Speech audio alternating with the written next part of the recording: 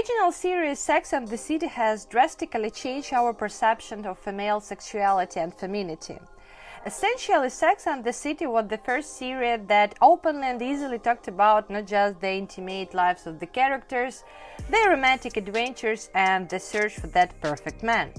The series, both in its original run and its new continuation, also serves underlying purposes. It thoroughly explores women's feminism, inclusivity, sexual freedom, female friendship, and of course fashion. The show was the first to name-drop designers and brands on a regular basis, said Cameron Silver, a fashion stylist and vintage expert, in a phone interview. It taught a generation about designer fashion and had a tremendous impact on our knowledge of style. Many viewers learned how to say name Manolo Blahnik by watching the series. Today we're diving deep into the characters and hidden meanings behind the style of a famous TV series. We will review iconic looks and try to use fashion to create a psychological portrait of the character and see how it reflects in their outfits. Rack it up, I got a bit of the bank to make me a safe house. Shake it up, she got her hands on her knees and she bringing that cake out. Smoke it up, I got some gas, some packs, I'm up in the greenhouse. Ball it up, I'm with the gang, we taking shots off the rebound. Fucking my posters, say now. Over the years, Carrie's tight tulle skirt, Miranda's bucket hat and hoodie combo, Samantha's crop tops and Charlotte's preppy dresses have seeped into our collective consciousness. The three best friends' sectorial choices were often eclectic, expensive, and enveloped passion, and they inspired some of the most notable fashion statements of the past 2 decades, like the naked dress, exposed bra straps, and sweat pants with heels.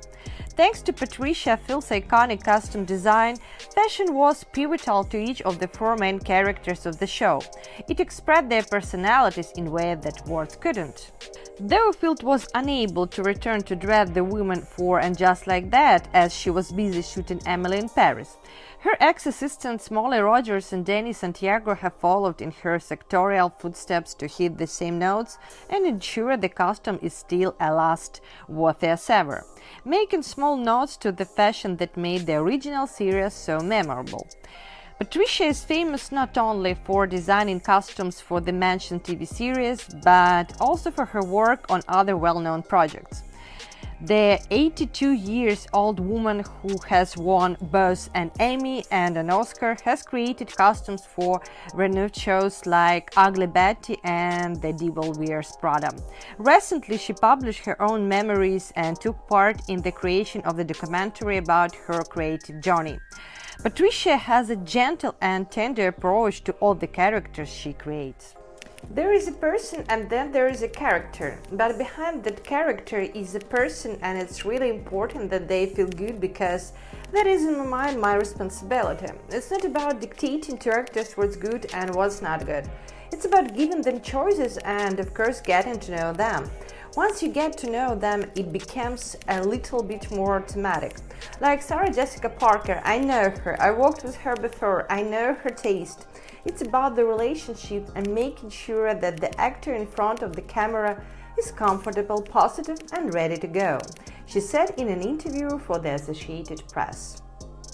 Pat described Sarah Jessica Parker as someone who enjoyed dressing up the most, and herself has a keen sense of fashion, skillfully combining the unmatchable. In fact, the actress has often intervened in the filming process and made judgments. For example, I think each of you noticed Carrie's particular dislike for hair ties. This detail was later becomes a plotline, was Sarah's idea. She also believed that her character shouldn't wear tights even in the snow. That's why you will never see Carrie wearing tights. Phil got the Sex and the City jig after meeting Parker on the set of the 1995 romantic comedy Miami Rhapsody, one of her earliest gigs as the costume designer. And it was Parker who introduced her to star. They had already shot the pilot for Sex and the City with another costume designer, but if you rewatch it, you can see it looked to the 90s and too realistic. In one painfully familiar scene, Carrie is working from home in a baggy blue shirt and grey jogging bottoms.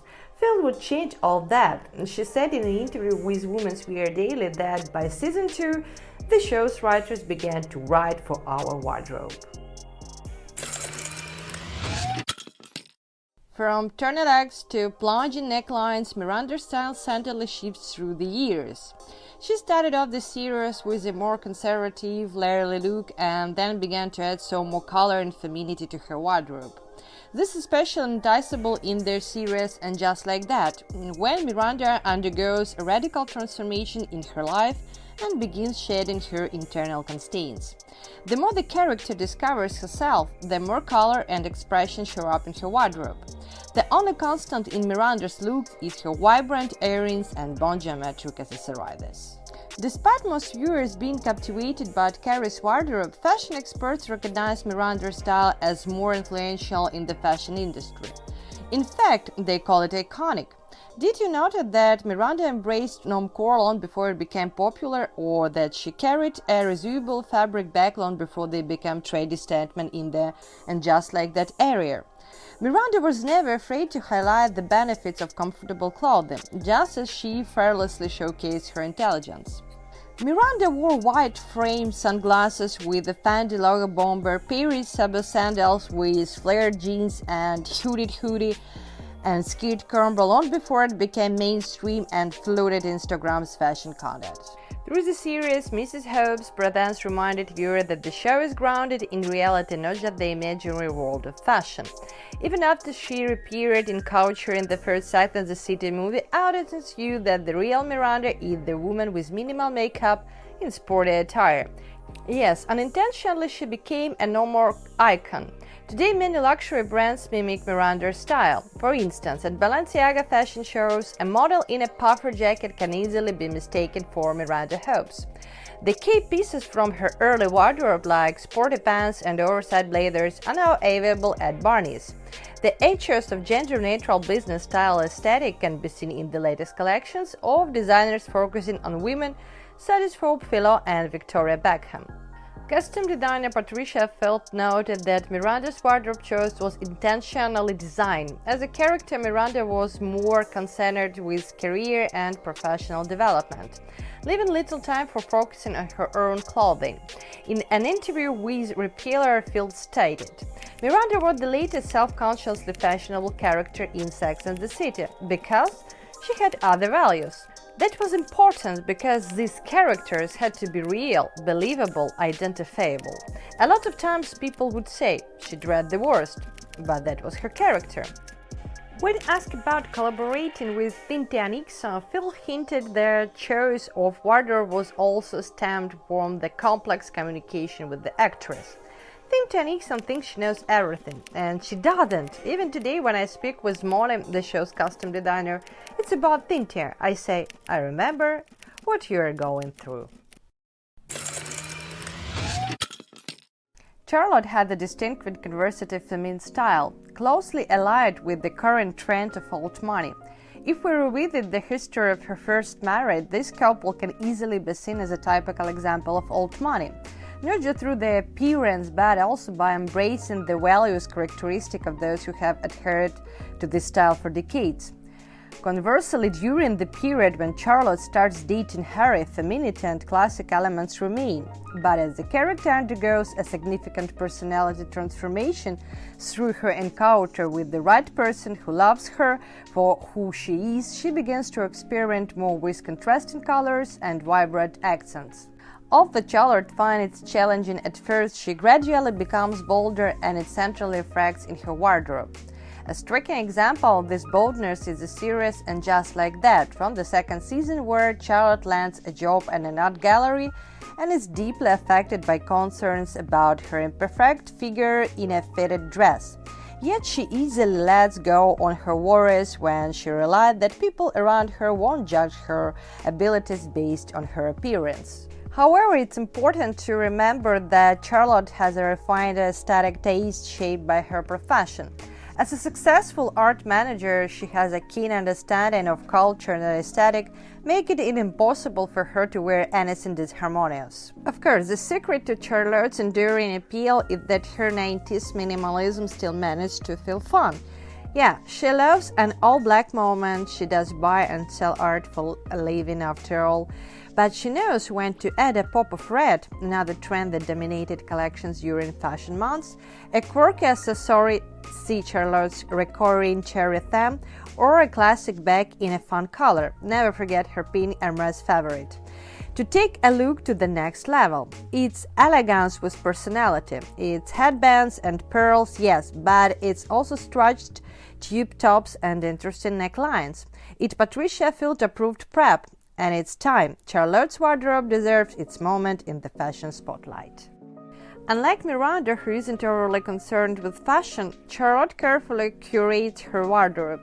This is crucial for her because her personal values are shaped in part by the aesthetic of her clothing. However, she won't just buy everything indiscriminately just because it's trendy today. This approach tells us that of her four friends, Charlotte is not only the most conservative but also the most steadfast in her views. While some may find her style boring and overly feminine, it actually speaks to the fact that the character remains true to her ideals and possesses clearly defined aesthetic and moral values. Samantha consistently wore hat-turning bold outfits through the original series. While she was arguably best known for her love of sassy pink pantsuits, she never remained tied down to one look. If we look at scenes from the second feature film where the famous foursome is just moving to New York, Samantha stands out primarily with her informal aesthetic. In the series The Carrie Diaries, where we first meet the character, her rebellious appearance can even more impress us. In the series itself, even in her mature age when punk is far behind, Samantha isn't ashamed to wear a suit with the logo of the iconic 70s punk group. And it's not the classic Ramones, whose logo and appearance have long become mainstream, but the New York Dolls. What does this tell us? Samantha has always been a rebel. She challenged stereotypes about female sexuality, held no procedures against others, and rejects the unwritten code of rules she should adhere to. In a nutshell, Samantha's style is pure elegant provocation. Samantha knows exactly who she is and represents herself through her clothing. With a print chart for contrasting proportions, vibrant shades, and bold necklines, Samantha's style has always been an extension of her personality. Ultimately, her Ruthen cameo is a vivid example of this vision. It's a perspective that says, I don't want to be in a situation I don't like, even for an hour. It's an outfit that tells, I love you, but I love myself more. It's the uniform of a person with bond flair and indifference to others' opinion about her. In other words, what she wears is always an embodiment of her own ideal image. Her outfits can be entirely different, but one thing is crucial. Samantha's style never goes unnoticed. There were a few episodes where we don't see Samantha in the throes of passion, which means her striking proportional figure was often fully revealed. When it came to control, the showrunners explicitly demanded as much nudity as possible, and Phil agreed. In addition to her bodily sexual personality, Samantha has a fantastic wardrobe. She always keeps up with fashion and knows how to use it to achieve her own ambitions. For 25 years, Carrie Bradshaw has remained one of the most popular characters on television. From the first episode of Sex and the City to the last episode of And Just Like That season, her fashion sense has always been a signature aspect of her person. The character played by Sarah Jessica Parker was known for her penchant for mixing vintage and high-fashion pieces. Through Sex and the City, the audience watched Carrie's shoe obsession that saw her go through Manolo Blahnik and Jimmy Choo heels like water. She also donned numerous designers' brands from Baguette Veneta to Vivienne Westwood. Years later, many of Carrie's outfits are still influential in pop culture. The character is created with the rising popularity of the nameplate necklace as she donned her signature Carrie necklace through most of the series. Carrie's famous white tutu became her look for the opening sequence of the show, giving a preview of the eclectic and out-of-the-box style the show's audience would come to expect from the character. Costume designer Patricia felt relieved in her autobiography that she found the skirt in a $5 bin in a Midtown Manhattan showroom. Parker, who has a background as a ballet dancer herself, immediately loved that tutu. But despite what may seem like a spontaneous choice, the skirt plays a special symbolic role, both for the entire series and for Carrie's character. A grown woman wearing tutu in public is incongruous. Tutus belong to only two types of people: ballerians and toddlers. Tutus are not skirts, they are not street clothes. They are costumes that have floated down to us from the world of the 19th century romantic ballads. The first tutu was worn in 1832 by the great dancer Mary Tangiglione for her leading role in La Sifilde, a ballad about wightless, winged air sprites. Sylphs are not human beings but mythological creatures. They are the white firmly tutu to emphasize their inerrancy, gravity-defying quality. In her weekly tutu scent, Parker conjures a modern-day version of this paradox. Carrie was by far the most sylph-like of the Sex and the City ladies, the thinest of figure and also the airiest and most romantic of temperament, the one most desperately searching for true love. All this leads us to interpret the image of the romantic era, which, like in art and literature of that period, is filled with cheap yet melancholic love stories, emotional criers, and connections to supernatural random beings. But Carrie was not, of course, a disembodied fairy. She was often quite frank in her visual sexual display. Consider those sky-high manolos or her famous naked dress, the flesh-colored sheath that provoked Big to ravish her on their first date. And the tutu, of course, revealed her slim legs. It was just that Carrie's played co. To thoroughly examine Carrie's wardrobe through the entire Sex and the City series and discuss all her fashionable outfits would require a separate series. Therefore, let's focus on the main plot episodes and portrayals of Carrie's emotional world through her entire style. Our first glimpse into Carrie's fashion sense in the initial season is carefully curated.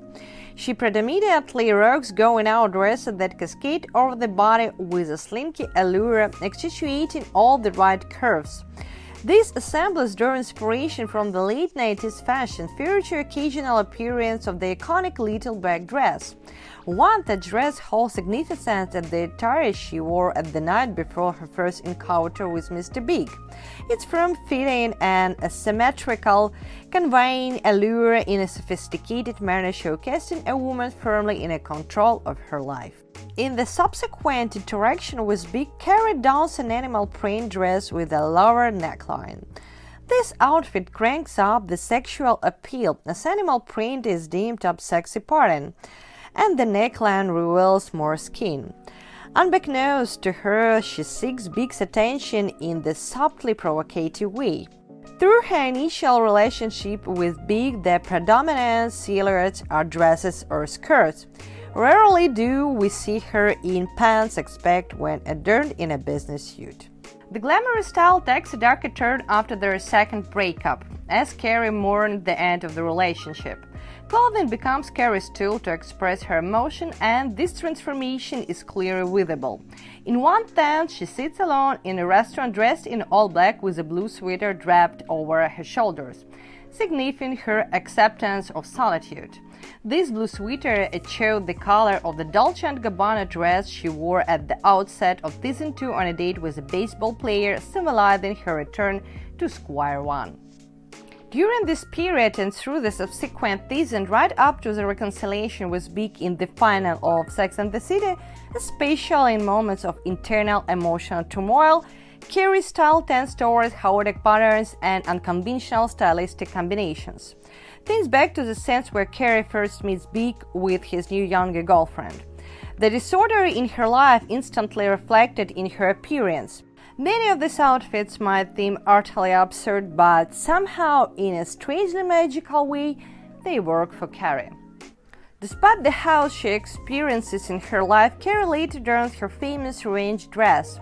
Carrie redirects herself in a luxurious white dress which she wears upon being engaged. The white silk dress is slightly below the knee in length. Note in this interaction, Carrie bumps into Big and he and his fiancée leave the engagement party. It's notable that the fiancée in the black dress while Big wears color smoke contemporary to Carrie's dress. This color combo gives the audience a taste of right people, wrong time. But let's talk about the politician style. Her outfits are tailored to align with Mr. Political's agenda. Carrie also embraces a flower brooch fez, steering away from promotional bottoms. She opts for street-line dresses and skirts used during this fez. This flower brooch trend continues into the Aiden era. In the early days of her relationship with Aiden, Carrie wears pants more casually. She develops a boho false style to match Aiden's laid-back personality. However, there is a sense that Carrie loses a bit of herself in updating to her boyfriend's style. For instance, during her affair with Mr. Big while still with Aiden, she reverts to a style reminiscent of her first season with Mr. Big. Her second round with Aiden also reflects his fashion sense. In the fifth season, we see a completely different style for Carrie, less influenced by her current boyfriends. She changed her hairstyle, opting for a much shorter look, and for some reason many of her silhouettes become looser. The influence of the 1920s fashion trends is noticeable, but it's more likely that this wardrobe choice was influenced by Sarah Jessica Parker's pregnancy. Overall, the outfits looked very aesthetic and almost regal, as is convenient that Carrie has long become a confidently elegant woman and is simply awaiting true love in a vintage romantic style. In the sixth season, with the introduction of Petrovsky, the European influence on Carrie's style became noticeable. She genuinely felt that she couldn't fit into Alexander's world but made a considerable effort in both her behavior and visually through fashion. Sex and the City made it clear that the truest success was Princess Heart, especially for Carrie, who, after quitting her job and following another man's career to Paris, finally gets to cash out of the game just as she loses hope. Learning that Carrie is wretched and lonely, ignored by a career-obsessed Petrovsky, Big rides to the rescue, arriving in Paris to find Carrie and whisk her back home.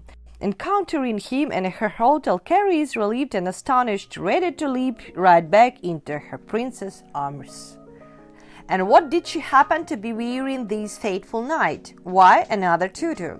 Yes, in that classical final episode, Carrie suits up one last time as a ballerina princess, in a flaring tulle tutu of a skirt. Only this time the tutu is no longer original white but mermaid green, and rather than showcase her legs, is no long enough to cover them. No need any longer to advertise her wares. Carrie Bradshaw is finally off the market. Carrie has been and remains a true fashion icon, even though she's just a fictional character on screen. She has always been one step ahead of trends, ready to try any look and often, to her detriment, prioritized clothing above all else. At one point in the series, the writer thought she had spent whopping $40,000 just on shoes but had nowhere to live. She nearly became, in her own words, a woman who literally lived in her shoes. While Sex and the City was not the first TV series to have a focus on fashion, Patricia Field created characters, and this was particularly the case with Carrie, with unmistakable signature style. Carrie put labels on the mat. She created the concept of high-low dressing. I need a $5 dress to go with my $500 shoes, and kickstarted trends that she will see on a catwalk today. Patricia herself has often confronted that she loves absurdity and dislikes fashion trends. She describes her aesthetic, personal and professional, as happy clothes. Following fashion trends, it's a waste. To me, fashion is a cousin of art, and like art, originality is what counts. When it starts to feel intimidating, it's time to change. Friends, let fashion become your zone of emotional comfort and your everyday creative tool for expressing your mood. If you enjoyed the video, I would be very grateful for your feedback, subscriptions, and likes. Would you like to see a similar like this but focusing on the new project and just like that, and a breakdown of the new characters? I'm also interested in hearing your requests for a fashion like this of your favorite TV shows. Let's take a peek behind the scenes of the film industry and shrewdly inspect on-screen characters through the lens of their fashion style. And for today, I'll say goodbye. Thanks to everyone for your attention and bye-bye!